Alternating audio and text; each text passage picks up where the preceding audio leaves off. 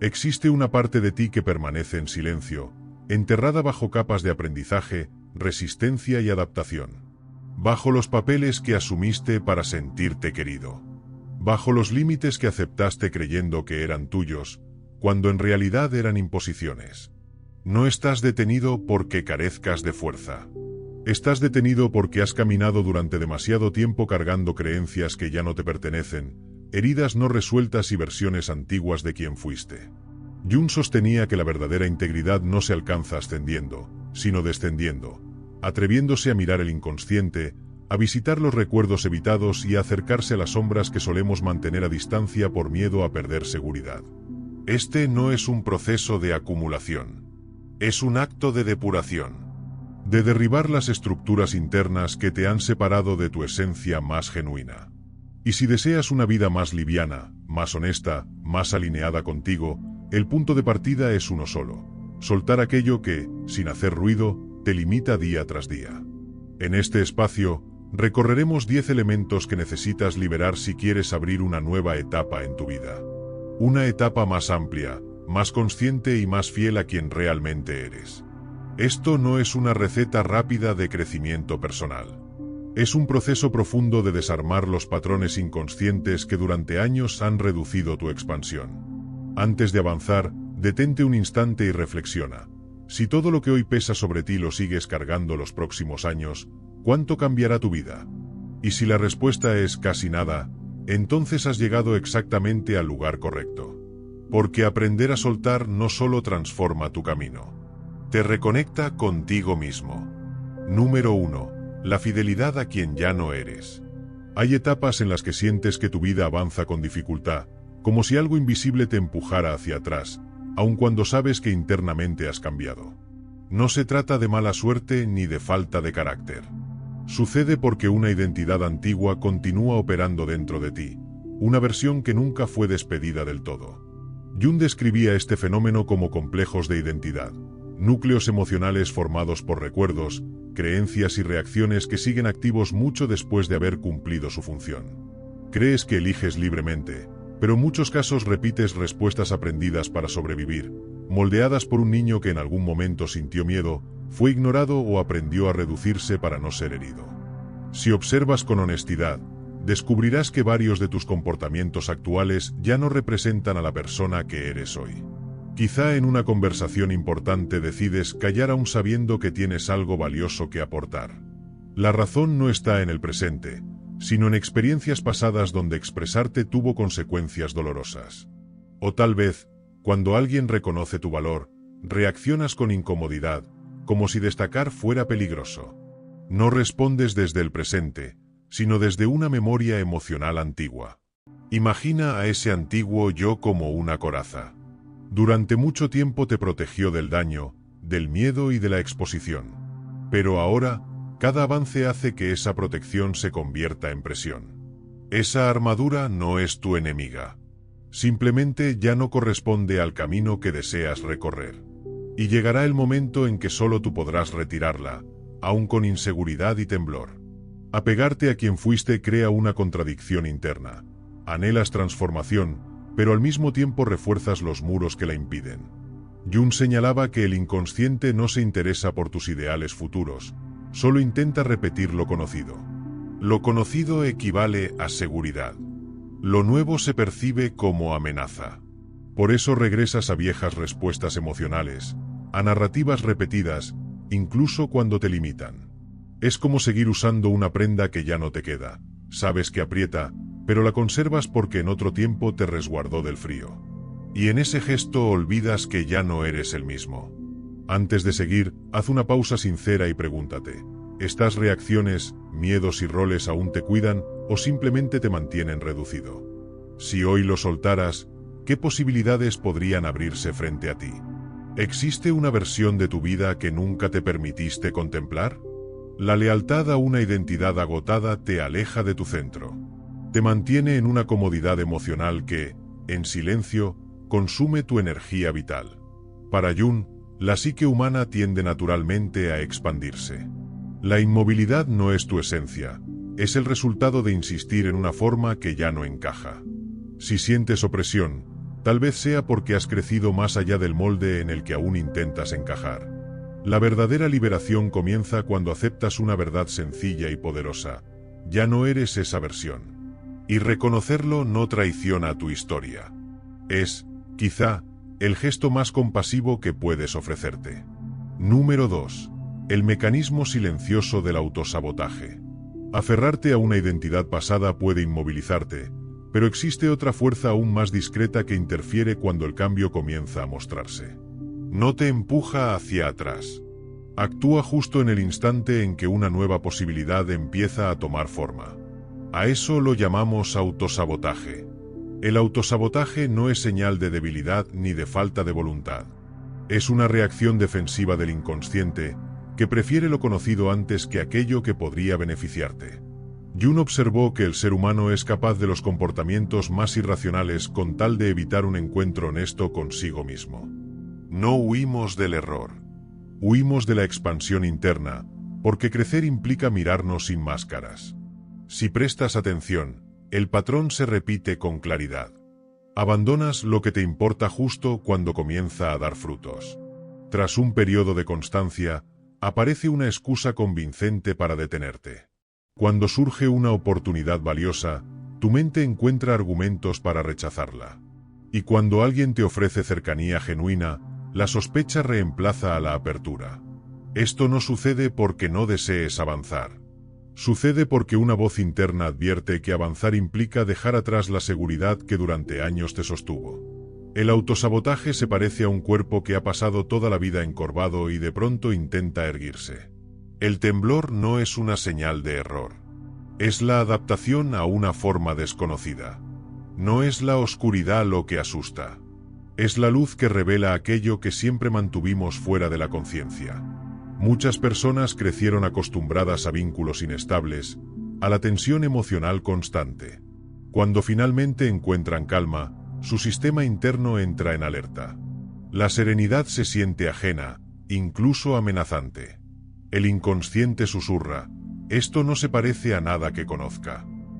Y así se produce la retirada, no por falta de deseo de amar o crecer, sino por la dificultad de recibir algo que no parece seguro. Jung describió este fenómeno como una resistencia inconsciente a la expansión de la psique. Para salir de este ciclo no necesitas endurecerte ni forzarte. Necesitas conciencia. La conciencia es el punto exacto donde el automatismo pierde poder. Y cada vez que avanzas a pesar del miedo, incluso con inseguridad y manos temblorosas, comienzas a modificar tus respuestas internas. Ahí es donde el cambio real empieza. Número 3. Vínculos que consumen tu energía vital. En muchas ocasiones, el cansancio que arrastras no proviene de ti, sino de ciertos vínculos que aparentan normalidad, pero que de forma silenciosa van agotando tu fuerza emocional. No todas las personas que cruzan tu camino aportan claridad o bienestar. Algunas se acercan con gestos amables mientras dejan sobre ti sus propias cargas.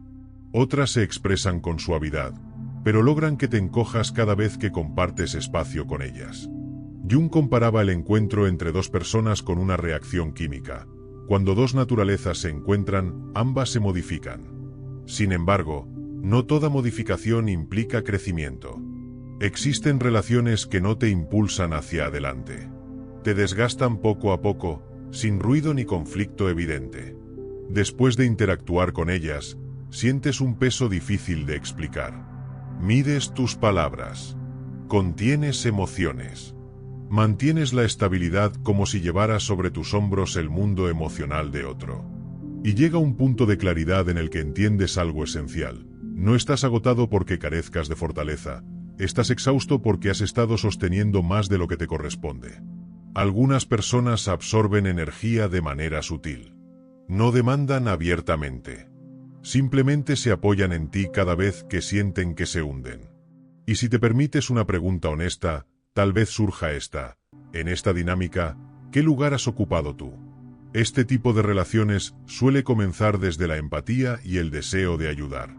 Pero con el tiempo, va diluyendo tu identidad y tus límites. No viniste al mundo para convertirte en el sostén permanente de todas las heridas ajenas. Tu energía tiene un límite. Cuidarla es una forma de respeto hacia tu propia vida. Un vínculo saludable te amplía, te da espacio para ser. No te reduce ni te apaga. Número 4. La dependencia silenciosa de la aprobación. La necesidad de ser querido forma parte de la condición humana. Todos buscamos pertenecer, sentirnos vistos, reconocidos. Sin embargo, cuando ese deseo deja de ser natural y se convierte en una urgencia constante, comienza un intercambio peligroso. Cambias tu verdad interior por una versión de ti que resulta más cómoda para los demás. Jung llamó a este mecanismo la persona, la máscara que construimos para encajar en el mundo social. Es la imagen que mostramos para ser aceptados, valorados, protegidos del rechazo. El problema no es usarla, todos la usamos, sino olvidar quién somos detrás de ella. Cuanto más pulida y eficiente se vuelve esa máscara, más relegada queda tu esencia auténtica. Tu yo real desciende lentamente a la sombra, aprendiendo a callar para no incomodar, a adaptarse para no ser excluido. Empiezas a decir sí cuando tu cuerpo y tu intuición gritan no. Sonríes incluso cuando por dentro estás agotado o herido. Te vuelves experto en leer el ambiente y ajustar tu comportamiento, borrando partes de ti con tal de no perder aceptación. Pero hay una verdad difícil de enfrentar. Cuando te aceptan por una versión fabricada, no están aceptándote a ti. Están validando la máscara, no a la persona que la sostiene. Y así, sin darte cuenta, comienzas a vivir una vida representada. Una vida en la que el amor recibido nunca termina de saciar, porque no llega al lugar correcto. Llega al personaje, no al alma. Liberarte de esta adicción no implica volverte distante, frío o indiferente. Implica algo mucho más valiente: concederte el derecho a ser humano, a ser imperfecto, a no agradar a todos, a expresar límites, a mostrar desacuerdo, a existir sin pedir permiso. Romper con la dependencia de la aprobación significa aceptar que algunas personas se incomodarán cuando dejes de adaptarte. Y aún así, elegirte. La paradoja es esta: cuando dejas de perseguir la aceptación externa, comienzas a experimentar una forma de calma que nunca antes habías conocido. Porque la aprobación más profunda no viene de aplausos ni de miradas ajenas. Llega en el instante en que te atreves a mirarte con honestidad, sin huir, sin corregirte, sin esconderte. Cuando puedes decir, esto soy, incluso si no todos lo entienden. Y solo desde ese lugar, la conexión con otros deja de ser una actuación y se convierte en un encuentro real. Número 5. La ilusión de tener todo bajo control. Para muchas personas, avanzar solo parece posible cuando cada paso está perfectamente definido. Creen que necesitan comprenderlo todo antes de comenzar, como si la vida exigiera un plan detallado para poder ser vivida. Pero detrás de esa búsqueda obsesiva de certeza no hay verdadera prudencia. Hay miedo. El deseo de control suele ser una estrategia para evitar la ansiedad que produce lo desconocido. Intentamos anticiparlo todo, analizar cada posibilidad, reducir el margen de error al mínimo. Y, sin darnos cuenta, convertimos la reflexión en una forma elegante de inmovilidad. La vida no funciona como un manual que se entrega completo al inicio. No ofrece mapas cerrados ni garantías absolutas. El camino se revela únicamente a quienes se atreven a dar el primer paso. Esperar claridad total antes de actuar es, en realidad, otra manera de posponer la experiencia. Es quedarte en el borde, observando, mientras la vida sucede en otra parte. Jung señalaba que lo desconocido activa el inconsciente, y el inconsciente siempre intenta protegernos repitiendo lo familiar. Por eso la mente exige seguridad, no para crecer, sino para mantenerse a salvo. Sin embargo, ningún proceso de transformación ocurre desde la certeza. Ocurre desde la disposición a avanzar aún sin respuestas completas. La paradoja es esta: la claridad no precede al movimiento, la claridad nace del movimiento. Cada decisión, incluso imperfecta, construye comprensión. Cada paso dado sin garantías fortalece la confianza en tu capacidad de adaptarte. Cuando sueltas la necesidad de saberlo todo, algo se abre dentro de ti. No porque el mundo se vuelva predecible, sino porque empiezas a confiar más en ti que en el control. Vivir no es tener todas las respuestas. Vivir es caminar con preguntas y permitir que la experiencia las transforme. Y solo cuando aceptas no tener el mapa completo, descubres que siempre has tenido lo más importante, la capacidad de avanzar.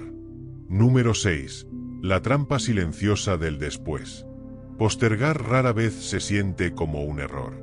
Al contrario, suele presentarse como un alivio momentáneo, una forma amable de evitar la incomodidad de la hora. Decirte más tarde calma la tensión interna, pero ese consuelo tiene un precio invisible.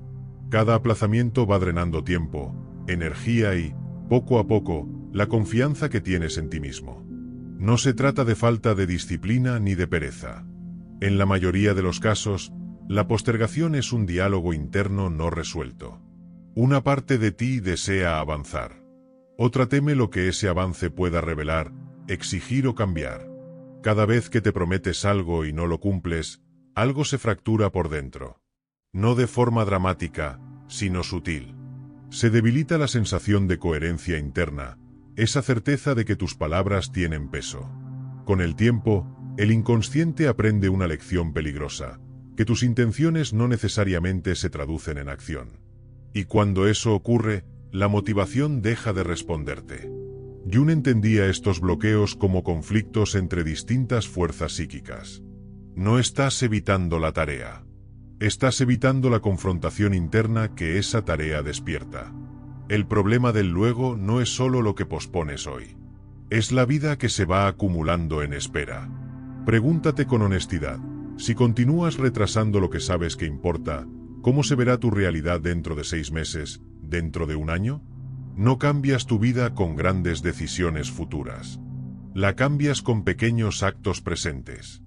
Actuar hoy, aunque sea de forma imperfecta, restaura algo esencial, el respeto por ti mismo. Y ese respeto es la base silenciosa de cualquier transformación real. Número 7. Creer que llegar lejos resolverá lo que llevas dentro. Es fácil pensar que al alcanzar ciertas metas todo encajará por fin. Que cuando consigas reconocimiento, estabilidad o logros visibles, la incomodidad interior desaparecerá. Pero el éxito externo no tiene propiedades curativas. No repara las grietas internas ni silencia los conflictos no resueltos. De hecho, muchas veces los vuelve más evidentes. Puedes avanzar profesionalmente, mejorar tu estatus, cumplir objetivos que otros admiran, y aún así sentir una sensación persistente de vacío, como si algo esencial no hubiera sido tocado. El progreso exterior no reemplaza el trabajo interior. Solo lo retrasa o lo disfraza. Jung advertía que aquello que no se hace consciente no desaparece, permanece activo en la sombra y dirige la vida desde allí. Por eso, cuando una herida no es atendida, el éxito no la calma, la expone. Al subir de nivel hacia afuera, también aumenta la presión hacia adentro. Las expectativas crecen.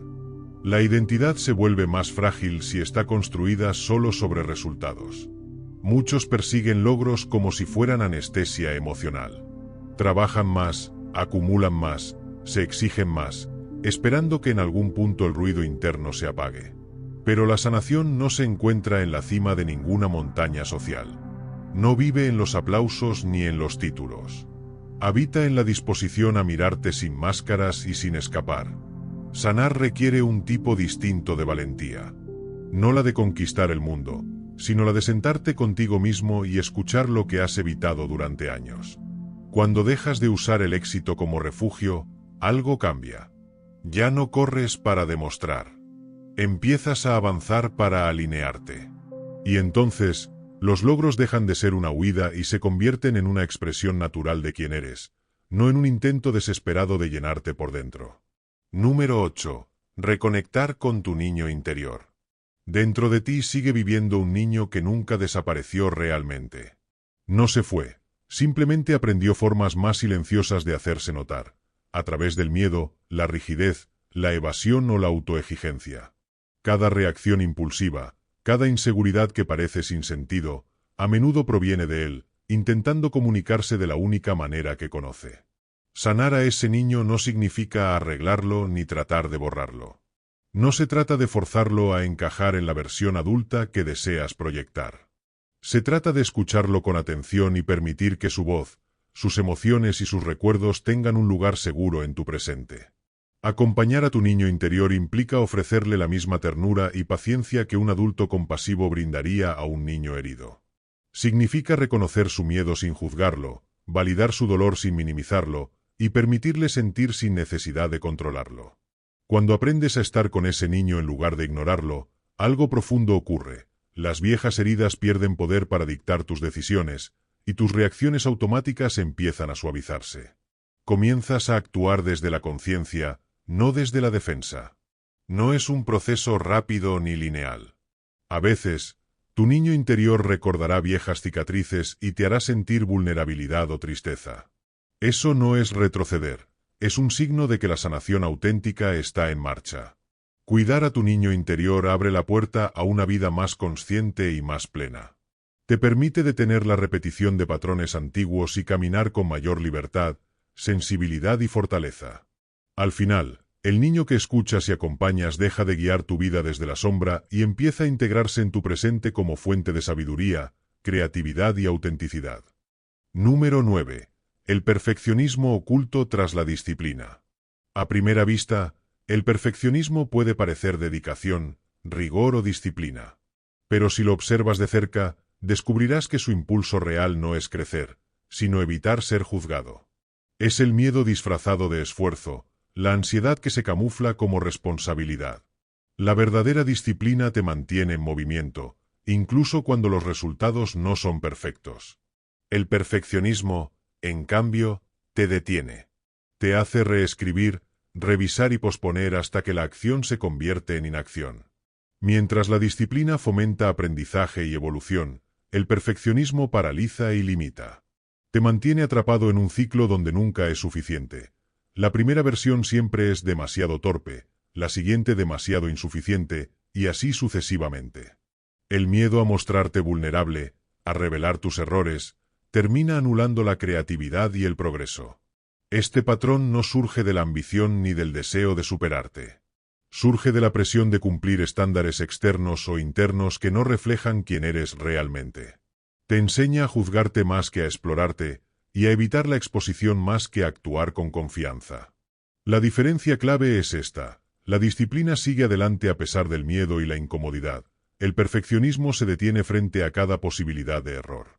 Romper con este hábito implica permitirte comenzar incluso cuando no estás listo, actuar aunque sea imperfecto y aprender mientras avanzas. Es aceptar que equivocarse no disminuye tu valor. Que mostrar tus límites y tus imperfecciones no te hace menos capaz, sino más humano y más auténtico. Cuando sustituyes el perfeccionismo por disciplina consciente, abres espacio para crecer de verdad. Dejas de esperar la versión ideal de ti mismo para actuar, y empiezas a convertir cada intento en aprendizaje, cada paso en oportunidad. Número 10. El miedo al fracaso y la redefinición del valor. El fracaso en sí mismo no tiene un significado inherente. Su peso y su impacto dependen de la historia que tú decidas contar sobre él. A menudo, lo tememos porque lo asociamos con nuestra valía, como si un error definiera quiénes somos. Pero cuando aprendes a separar tu autoestima de tus resultados, el fracaso deja de ser un enemigo que amenaza tu existencia. Se transforma en una herramienta de aprendizaje, un maestro silencioso que te muestra dónde crecer, qué ajustar y cómo ser más consciente. En este viaje de introspección, puedes llegar a comprender algo fundamental. No necesitas reinventarte por completo ni convertirte en alguien diferente para ser digno. Lo que realmente requiere tu atención es reconectar con la esencia de ti mismo, con la versión que existía antes de aprender a protegerte ocultando tus vulnerabilidades. Dejar ir viejos patrones, miedos, expectativas y máscaras no te hace más pequeño. Al contrario, abre espacio dentro de ti, te permite respirar, sentir y actuar desde un lugar de libertad y autenticidad. Y ahora, frente a este camino de transformación, solo queda una pregunta que exige honestidad. ¿Tienes el coraje de dar ese primer paso y comenzar a vivir desde tu verdadero yo?